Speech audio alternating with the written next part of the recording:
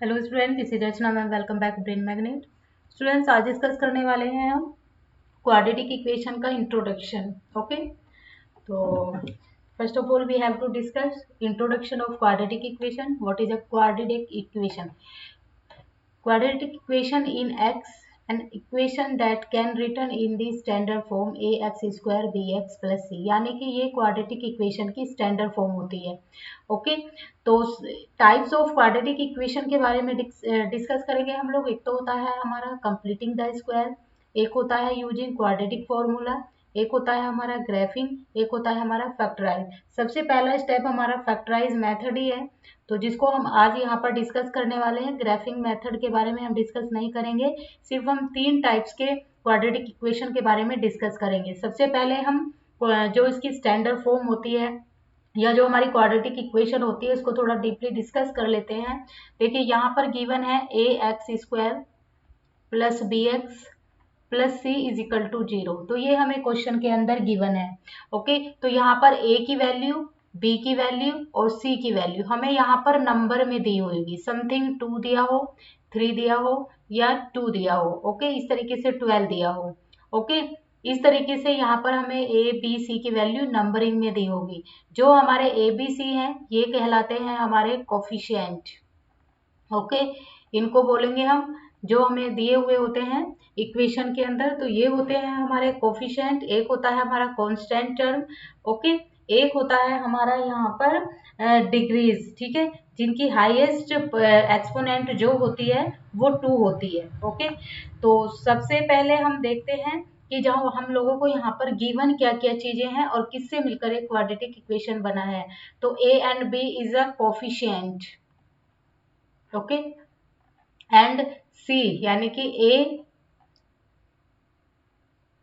और बी ये कहलाते हैं हमारे कोफिशिएंट ऑफ एक्स। ये एक्स के कोफिशिएंट हो जाएंगे। C is a constant term. Okay, इसको बोलेंगे हम कांस्टेंट टर्म। ये कोफिशिएंट ऑफ एक्स और c is a constant term.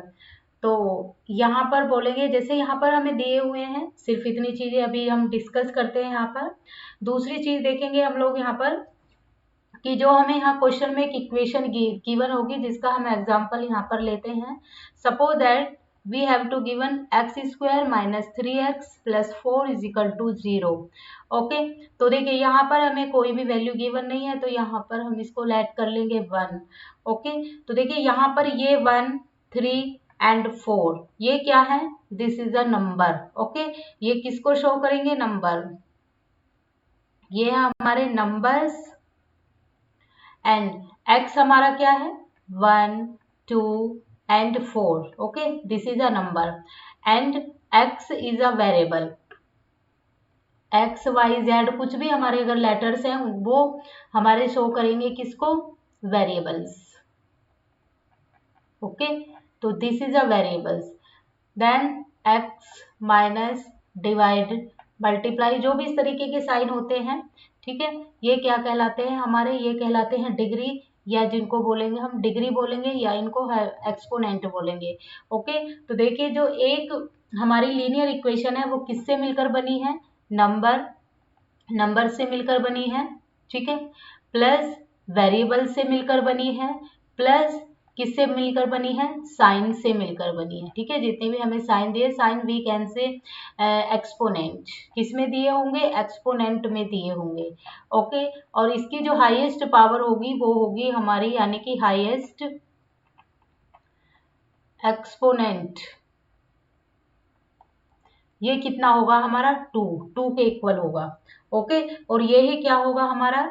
इसका जो ये इसके फंक्शंस दिए हुए हैं, we can say this is a functions. Okay, किससे मिलकर एक हमारी क्वाड्रेटिक इक्वेशन जो है बनी है। तो क्वाड्रेटिक इक्वेशन किससे बनी है? नंबर से बनी है, वेरिएबल से बनी है, साइन यानी कि आपको प्लस या माइनस का साइन यूज करना है, प्लस का साइन यूज करना है, माइनस का साइन यूज करना है, मल्टीप्लाई का साइन यूज करना है। इसके लिए आपको सिर्फ 3 साइन यूज करने हैं और जिसकी हाईएस्ट पावर आप लोगों को क्या दी होगी, 2 दी होगी। तो यही हमारे यहाँ पर क्वाड्रेटिक इक्वेशन है। अब देखिए जब हमें यहाँ पर एक वैल्यू दी होती है, एक हमें यहाँ पे 2 दे दिया और वेरिएबल दे दिया, इसकी क्या हो रही है, मल्टीप्लाई हो रही है। तो नंबर पॉइंट प्लस वैल्यूबल जो हम लोगों को पार्ट दिया हुआ है, ठीक है, जो भी हमें वेरिएबल दिया, तो नंबर पार्ट क्या कहलाता है, ये हमारा क्या हो गया, नंबर पार्ट,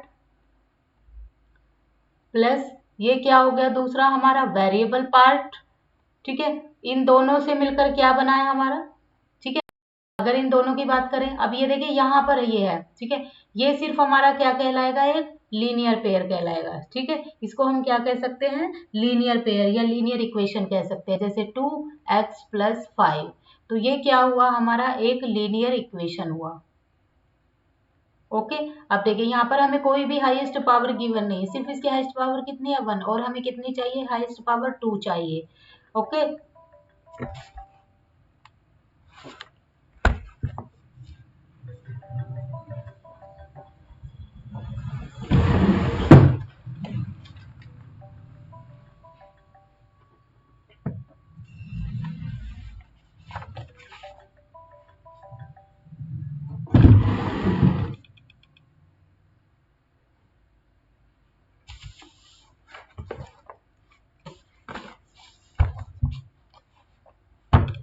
एक मिनट।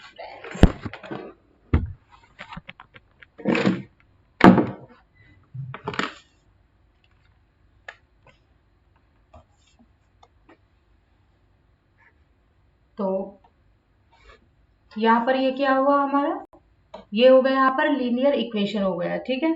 अगर हम बात करें यहाँ पर 2x² + 4x + 2, ठीक है, = 0, ठीक है। तो इसमें अब हमें एक जो टर्म का स्क्वायर दिया है, इसमें यहाँ पर एक तो टर्म का स्क्वायर हो, ठीक है, जो भी हमें टर्म दिया हुआ है, प्लस वो मिलकर क्या बने, एक हमें स्टैंडर्ड फॉर्म दी हो, किसकी फॉर्म में हो, हमने स्टैंडर्ड फॉर्म के बारे में डिस्कस किया है। तो वेरिएबल हो हमारे पास में, नंबर हो, हमें वेरिएबल गिवन हो, हमें यहाँ पर साइन या एक्सपोनेंट दिए हुए हो, जिसकी हाईएस्ट पावर 2 हो, वो ही हमारा क्या होता है, एक लीनियर पेयर होता है। ओके, सिर्फ डिस्कस करेंगे फैक्टराइज मेथड। फैक्टराइज मेथड क्या होता है, तो फैक्टराइज मेथड में ही हमने एक एग्जांपल लिया है जिसको हम यहाँ पर सोल्व करने वाले हैं। तो फ्रेंड्स ये था हमारा फैक्टराइज मेथड से ही रिलेटेड एक यहाँ पर इंट्रोडक्शन। तो हम धीरे धीरे करेंगे, आज सिर्फ हम एक ही मेथड डिस्कस करने वाले हैं यहाँ पर, फैक्टराइज मेथड, ठीक है। अगेन हम दूसरा टॉपिक शुरू करेंगे। तो देखिए यहाँ पर हमें दिया हुआ है 6 और यहाँ पर वैल्यू नहीं गिवन है, तो ये माइनस है, यहाँ पर एज्यूम कर लेंगे 1, और ये कांस्टेंट टर्म की वैल्यू है, यानी कि ये a हुआ, ये b हुआ, ये c हुआ। a इंटू सी की हम क्या करते हैं, मल्टीप्लाई करते हैं। तो यहाँ पर कितनी वैल्यू आनी चाहिए, देखिए जब a और 2 की मल्टीप्लाई करेंगे तो यहाँ पर कितना आ जाएगा, 6 इंटू -2 दिया हुआ है, तो यहाँ पर हमें -12, ठीक है, कितना हो जाएगा, -12 हो जाएगा। अब देखिए हमें a और प्लस को या माइनस करके, ठीक है, या तो प्लस करेंगे या इसको क्या करेंगे हम, सॉरी, जो a और c को, a और b को नहीं, a और c को, जो हमें दो फैक्टर मिले हैं a और c के, ये a था हमारा, ये c था, a और c को या तो हम प्लस करेंगे या हम क्या करेंगे, माइनस करेंगे, ठीक है। माइनस या प्लस करने के बाद हमें b की वैल्यू को गेन करना, जो b का हमारा कोफिशिएंट है, और b का कोफिशिएंट क्या दिया है, b = 1 दिया है, यानी कि हमें 6 और 2 को मल्टीप्लाई करना है तो 12 आएगा। इसके ही दो फैक्टर हम लोगों को ऐसे करने हैं यहाँ पर, इसी से हमें दो फैक्टर ऐसे निकालने हैं कि जिससे हम लोगों को b की वैल्यू गेन हो जाए। ओके, तो देखिए ऐसी वैल्यू क्या होती है हमारे पास, एक तो 3 होता है, 3 इंटू 4 होता है, ठीक है। अब 3 इंटू 4 करेंगे तो देखिए यहाँ पर -12 कब आएगा, तब हम लोग यहाँ पर वैल्यू ले लेंगे, ठीक है। अब देखिए यहाँ पर हमें क्या लेना है, माइनस लेना है, ठीक है, और यहाँ पर प्लस लेना है तो भी हमें -12 मिल जाएगा। अब हमें साइन पे फोकस करना है, तो यहाँ पर हमें देखिए साइन पे फोकस करना है, तो यहाँ पर साइन माइनस का है तो साइन को कर देंगे हम यहाँ पर उलट पलट।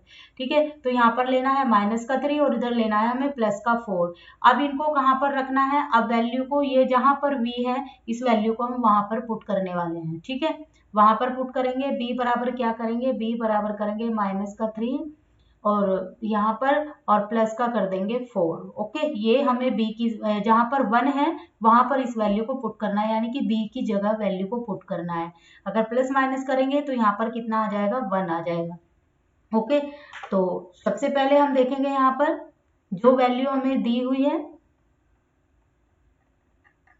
6 को हम एज इट इज लिखेंगे 6x² को, फिर माइनस का साइन है, माइनस का साइन लगाएंगे, फिर हमने क्या लिया था -3 और प्लस का लिया था 4 और इस x को लिखेंगे हम यहाँ पर 2 as it is equal to 0। 6x² को एज इट इज लिखेंगे 6x²।